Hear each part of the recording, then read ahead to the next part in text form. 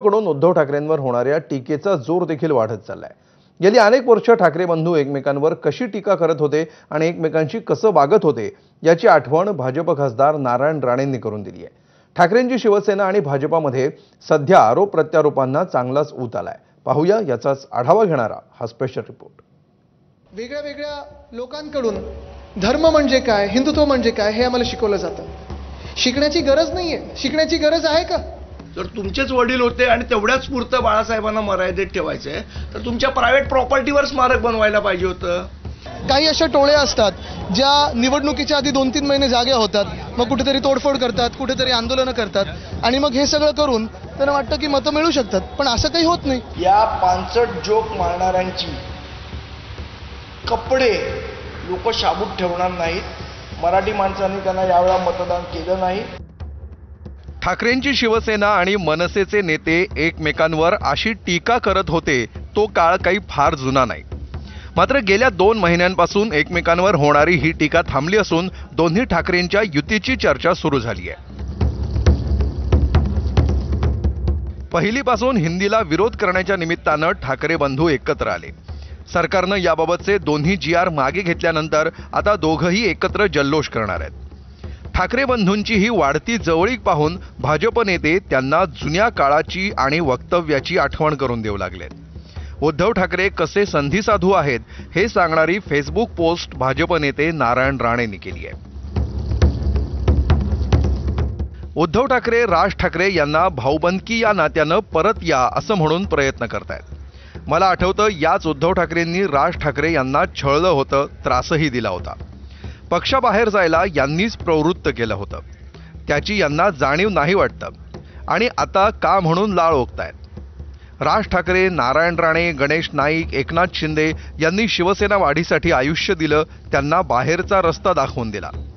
माननीय बाळासाहेब ठाकरे यांनी शिवसेनेला सत्तेत बसवलं, यानं सत्ता घालवली। शिवसेनेच्या अधोगतीला पूर्ण उद्धव ठाकरे जबाबदार आहेत। मराठी माणसानं आणि हिंदूंनी उद्धव ठाकरेंना घरी बसवलं।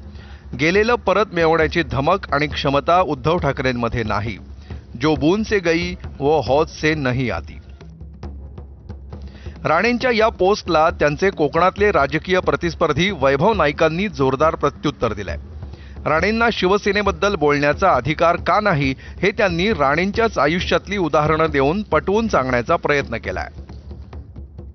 खरं तर उद्धवजींवर आरोप करण्यापेक्षा ज्या बाळासाहेबांबद्दल तुम्ही बोललात, शिवसेना संपून टाकीन असं तुम्ही बोललात, शिवसेनेच्या कार्यकर्ता इतके शिल्लक राहू देणार नाही असं सांगितलात आणि त्याच बाळासाहेबांच्या शिवसेनेतनं आपल्या मुलाला धनुष्यबाणावर आपण निवडणुकीचं चिन्ह दिलं आणि त्याच बाळासाहेबांच्या शिवसेनेचा प्रचार तुम्ही पुन्हा एकदा केला ज्या बाळासाहेबांनी तुम्हाला पक्षातून हाकलून दिलं होतं। आणि त्यामुळे तुम्हाला तुमच्या स्वार्थासाठी तुम्ही कुठल्याही गोष्टी करू शकता। त्यामुळे तुम्हाला राजसाहेब आणि उद्धव साहेब यांच्यावर बोलण्याचा कोणताही नैतिक अधिकार नाही। दुसरीकडे ठाकरेंचे कोकणातले फायर ब्रँड नेते भास्कर जाधवांनी राणे पितापुत्रांचा त्यांच्या खास शैलीत समाचार घेतला। गेल्या काही दिवसात राणेंकडून करण्यात आलेल्या टीकेची त्यांनी व्याजासह परतफेड केली आहे।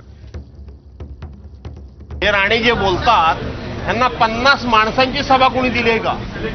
मध्यंतरी मला असं कळलं होतं की नारायणरावांनी आपल्या मुलाला सांगितलं होतं की भास्कररावांच्यावर बोलताना जरा जबाबदारीनं बोला, पण त्यांचा पोरगा परवांच्या दिवशी जो बोललाय ज्या भाषेमध्ये, त्यामुळं मला त्यांच्याबद्दल हे तोंड उघडावं लागतंय की त्यांची चोच ही नेहमी नरकातच बुडालेली असते। परवांच्या दिवशी त्यांचा तो मंत्री असलेला तो नेपाळी वॉचमन सारखा पोरगा दिसतो ना, नेपाळी वॉचमनच्या पोरग्यासारखा, त्यानं कोणत्या भाषेमध्ये माझ्यावर टीका केली।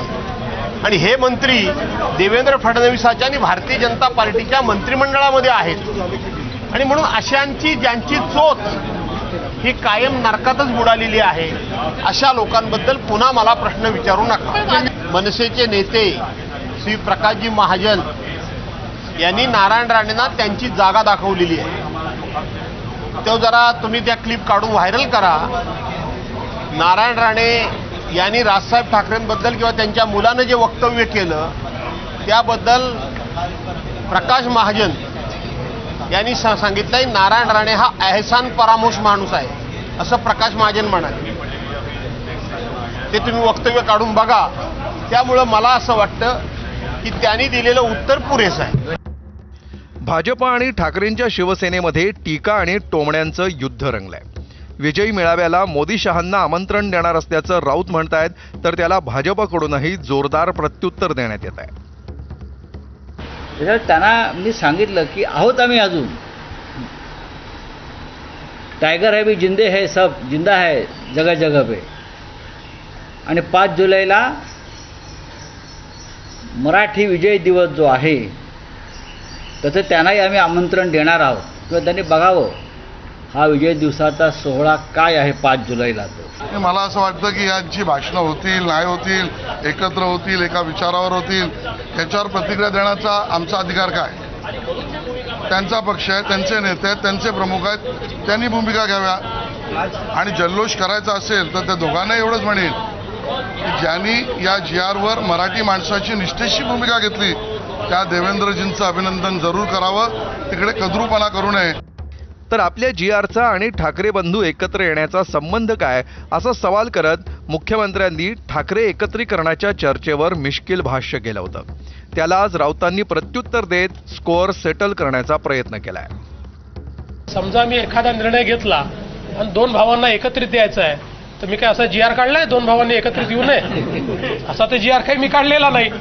बाकी त्यांनी एकत्रित यावं, क्रिकेट खेळावं, हॉकी खेळावी, टेनिस खेळावं, स्विमिंग करावं, जेवण करावं, आम्हाला काही अडचण नाही. देवेंद्र फडणवीस यांनी GR काढल्यामुळे काही शिवसेनेची स्थापना झाली नाही ना. आणि देवेंद्र फडणवीस यांनी GR काढल्यामुळे मराठी माणसं एकत्र आली नाहीत. देवेंद्र फडणवीस यांनी GR काढला शिवसेना फोडण्याचा, तरी मराठी माणूस एकत्रच आहे. ठाकरे बंधू एकत्र येणार की नाही याचं हो किंवा नाही यापैकी कुठलंच ठोस उत्तर सध्या देता येत नाही. मात्र ठाकरे बंधूंमधील वाढती जवळीक मात्र भाजप आणि काँग्रेस दोघांनाही अस्वस्थ करू लागल्याचं चित्र आहे.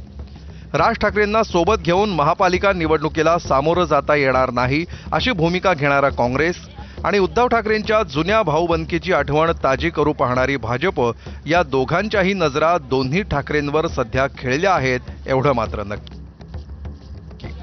ब्युरो रिपोर्ट, ABP माझा. पुढची महत्त्वाची बातमी, कर्नाक पुलाचं काम होऊन सुद्धा तो पूल सुरू न